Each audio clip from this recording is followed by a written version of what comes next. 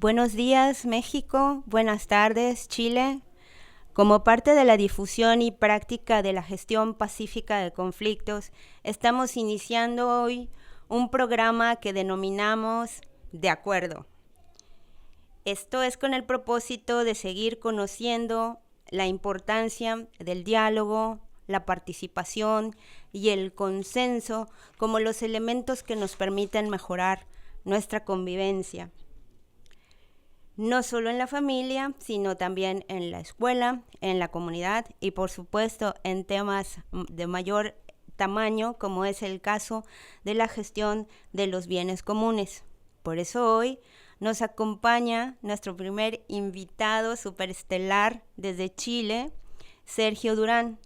Les cuento que Sergio es doctor en mediación y negociación, es biólogo y también es ingeniero especialista en temas ambientales. Bienvenido, Sergio. Gracias por acompañarme. Gracias por acompañarnos. Y pues yo me presento, para los que no me conocen, mi nombre es Claudia Valencia. También soy doctora en mediación y negociación y especialista en justicia restaurativa. Así que bienvenidos, espero que sea de mucho éxito para todos este programa. Y cuéntanos, Sergio, ¿cómo es que estás aquí en este tema? Buenos días en México, buenas tardes Chile. A ver, es una larga historia cómo llega a este tema, pero antes de comenzar a profundizar, agradezco, doctora, su invitación. Creo que estas conversaciones son sumamente relevantes, sobre todo cuando vamos viendo que las diferentes técnicas, herramientas y habilidades que se asocian a la mediación nos aproximan por diferentes caminos, a diferentes niveles, como bien usted dijo, hacia conductas de paz. Y creo que eso es sumamente relevante de destacar. Yo vengo del círculo de la violencia, en un medio donde no existían acuerdos. Eh, Asociado también a ciertas limitaciones, obviamente, en el ámbito de la riqueza. Y me llamó mucho la atención cómo la gente no lograba establecer acuerdos. Esto siempre. Desde mi niñez hasta la adolescencia. Después esto pasó. Se me olvidó, entré a estudiar biología marina, después estudié ingeniería y fui trabajando en diferentes cosas. Sin embargo, la vida tiene la sabiduría de llevarlo a uno a donde debe estar y a donde necesita estar. Y es así que hace un poquito más de 10 años, 13 años, empecé a trabajar de lleno en el ámbito de los acuerdos ambientales, desde el punto de vista de la administración de bienes comunes. Había trabajado obviamente en temas ambientales todo el tiempo anterior, sin embargo ahora era directamente en un ámbito muy cercano que en ese entonces, en un inicio, yo no vislumbraba como mediación. Eso como llegada. La mediación de bienes comunes o la mediación para bienes comunes es un ámbito que uno encuentra en la literatura. Eso es lo primero que hay que decirle a todos. Hay muy poquitas cosas publicadas y hay muy pocos informes científicos que hacen referencia a esta situación también. Sin embargo, a pesar de que esta información todavía no es tan pública y tan disponible, no es menos cierto que va a ser de interés este material para mediadores, mediadoras y en general toda la gente que se desenvuelva en torno al alcanzar acuerdos, ya que el conjunto de técnicas, habilidades, principios y herramientas que sirven a la administración de bienes comunes es sumamente conocida para los mediadores, mediadoras y gente que trabaja en el ámbito de la paz. Eh, pero sin embargo, es, es comprensible igual que no se haya conocido antes. Si yo le pregunto, doctora Valencia, ¿cuánto es 2 más 2? Usted me va a decir rápidamente 4, ¿verdad? Y si yo le invito a remontarse al pasado, a cuando tenía 5 años y conocía los números naturales, podía resolver este mismo problema. ¿Cuánto es 2 más 2? Pero si yo le decía, en ese entonces, doctora Valencia, ¿cuánto es 4? Oh, no, no sería la doctora Valencia, sería la Sería niña Clau. Sí, Valencia. no, Clau, Clau. ¿Cuánto es 4 menos 6? Me hubiera dicho, no se puede resolver. Claro.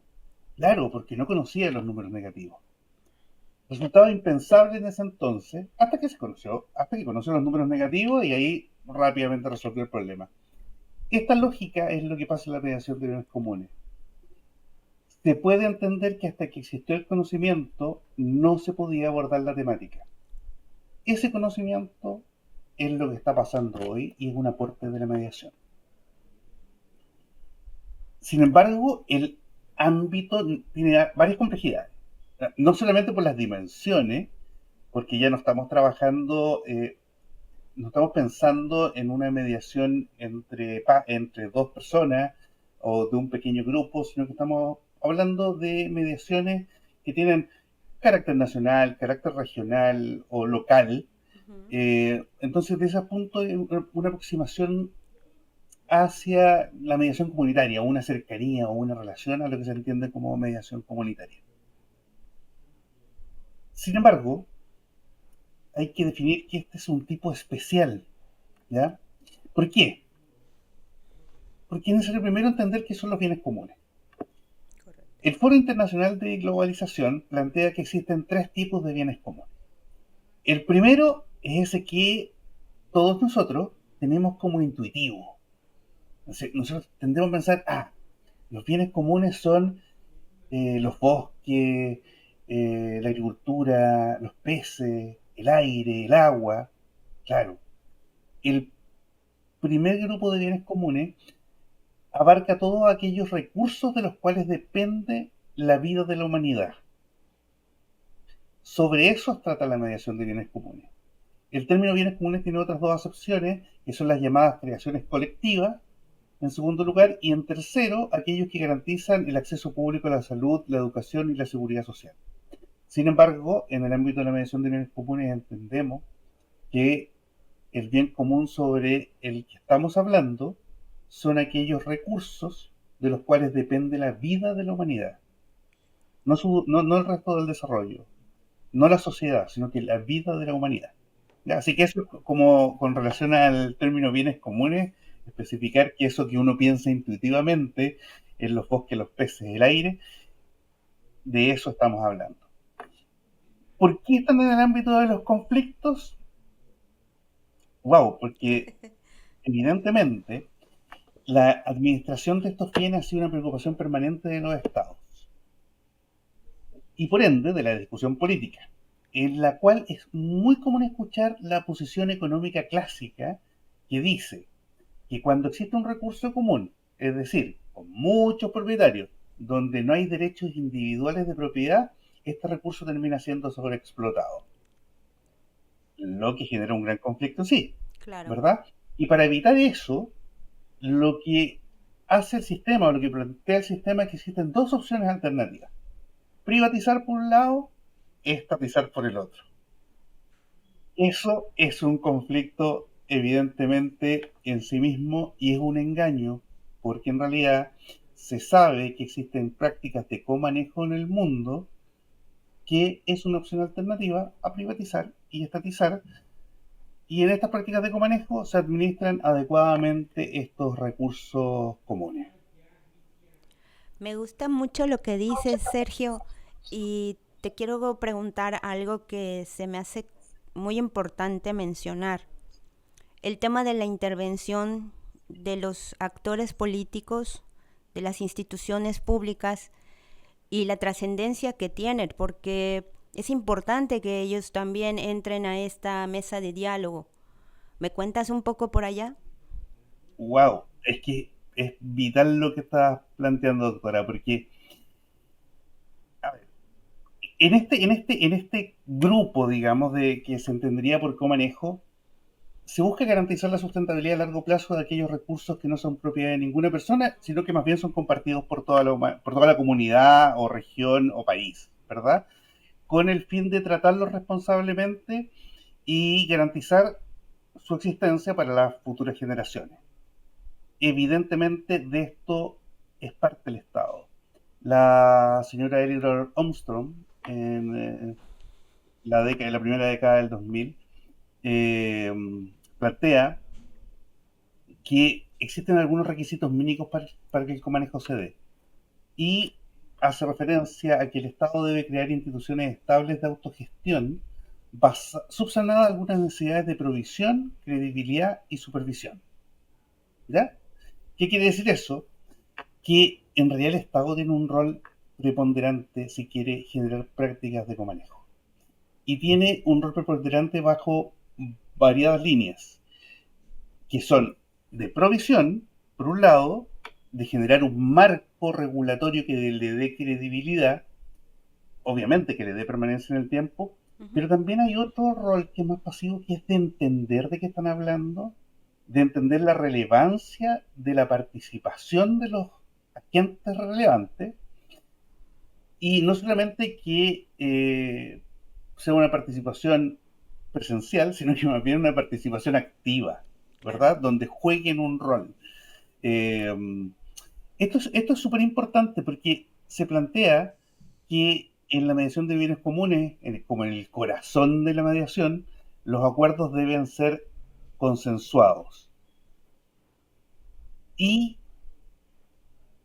deben ser consensuados y generados autocompositivamente a partir de la discusión argumentativa donde todos los actores relevantes son importantes.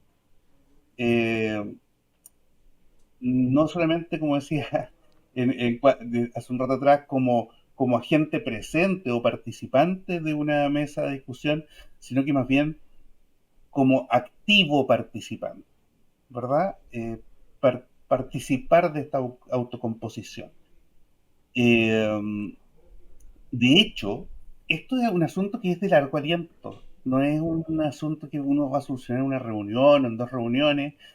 En el caso, por ejemplo, chileno sobre mediación de bienes comunes pesqueros, que no tiene ese nombre, se generan estos grupos que trabajan al menos durante 4 años en la generación de un plan de administración de bienes comunes para el país o para un sector del país.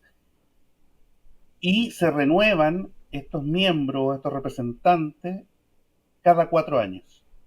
Entonces, son trabajos de equipo de largo aliento. Sí, claro. Y eso conlleva un montón de anotaciones y medidas que hay que abordar. Y ese conjunto de acciones que son relevantes es ámbito de los mediadores y mediadoras. Y en general de la gente que trabaje en acuerdos. Y es eso de lo que ojalá tengamos tiempo de conversar. Me encanta, me encanta. Quisiera hacer un poquito como de conversar acerca del este consenso. Me encantó la palabra consenso, porque a veces uno pudiera pensar que si estamos de acuerdo, pues a lo mejor fue porque el acuerdo lo tomó la mayoría, pero el consenso no se trata de mayorías. Me gustó mucho la parte argumentativa, la evidencia sobre todo que uno tiene que tener para poder exponer una situación y sobre todo exponerla desde la realidad de lo que está sucediendo, no desde los intereses o desde una posición. A lo mejor los mediadores y mediadoras que están con nosotros sí nos van a entender o comprender muy rápido de lo que estamos hablando. Pero me gustaría, si me haces el favor, de abundar un poquito a esta situación del consenso, como si estuviéramos un grupo de personas que no solo hacemos mediación. Y otra cosa que me gustó mucho fue esto de la participación activa, porque es el protagonismo de las partes, así lo manejamos nosotros, como el protagonismo de las partes. No es el mediador o la mediadora la protagonista, sino realmente es ese deseo de gestionar una situación tan importante en este caso como es este bien que nos sirve a todos porque dependemos de él para vivir. Y más aún, depende de las generaciones futuras. Sí, Es claro, la sí, tienes responsabilidad razón. con el... Esto, doctora, le agradezco su postura porque, o su planteamiento, porque yo suelo decir que entiendo el consenso como el corazón de la mediación. Sin embargo, reconozco que es un concepto complejo de asimilar, sobre todo a nivel grupal, porque tendemos a pensar en mayoría, votaciones, Sí. eh, y poco un consenso. Mira, hay una cosa muy interesante que dice la Real Academia de la Lengua Española sobre el consenso. Dice que es un acuerdo producido por consentimiento entre todos los miembros de un grupo o entre varios grupos. Dice todos. Y eso nos aparta del concepto de votaciones. Porque las votaciones siempre alguien pierde. Y las votaciones quiere decir que no están todos de acuerdo, sino que solamente están de acuerdo en votar. Ahora, ¿qué tenía que decir esa minoría? O esas minorías. ¿Estaban equivocadas o tenían algo que aportar? Eso recoge el consenso. Eh, porque es una práctica argumentativa. Entonces, se entiende que en esta práctica argumentativa donde hay un enunciado o un planteamiento, va acompañado de evidencia y de la explicación de las implicancias que tiene ese argumento, ¿verdad? O sea, de ese planteamiento. Eso construye una discusión argumentativa. Y eso requiere un aprendizaje de las partes. Me decía mi querido amigo el doctor José María Tomás Tío de España, que en este ámbito la capacitación y la formación de las partes es relevante. Sí, hay muchas cosas que son relevantes, hay muchas cosas que abordar que a veces no nos damos cuenta. Quizás uno de los temas más complejos de abordar en la práctica argumentativa para alcanzar consenso sea cosas que el ser humano tiene súper profundas. Y por eso estos plazos extendidos para llegar a construir unos planes que nos permitan administrar adecuadamente los bienes comunes. Eh, una de esas cosas tiene que ver, por ejemplo, a nivel profesional, con cómo se descarta a los no profesionales. En el caso de la pesca, estos grupos están formados por representantes de la pesca artesanal, se llaman comités de manejo, Ujú. comités de manejo de recursos pesqueros. Hay representantes de la pesca artesanal, hay representantes de la pesca industrial, hay representantes de las cadenas de comercialización, hay representantes de la industria, hay representantes de las Fuerzas Armadas, hay representantes de la institucionalidad de la fiscalización y desde la institucionalidad también desde la regulación. Entonces hay miembros públicos, miembros privados y figuras que parecen en alguna manera antagónicas. Generalmente en la pesca artesanal es gente que es experta en pesca.